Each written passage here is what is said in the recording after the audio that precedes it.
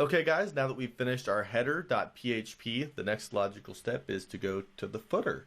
So that's what we're going to do. So let's go ahead and make our file in here real quick called footer.php. Okay, we're going to make a file.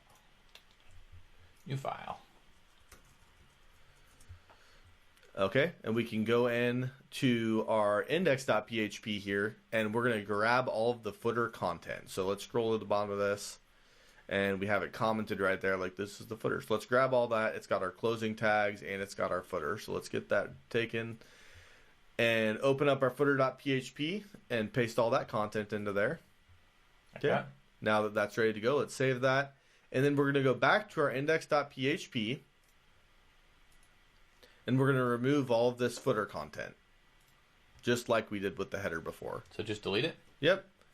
Okay, and now we want to call that dynamically, and just like we called the header earlier, which was get header, now we're going to do PHP get underscore footer. So let's go ahead, opening PHP tags, get underscore footer, and then closing PHP tags. Like that? Well, don't forget to open the PHP. There you go. And then we're going to close the PHP at the end.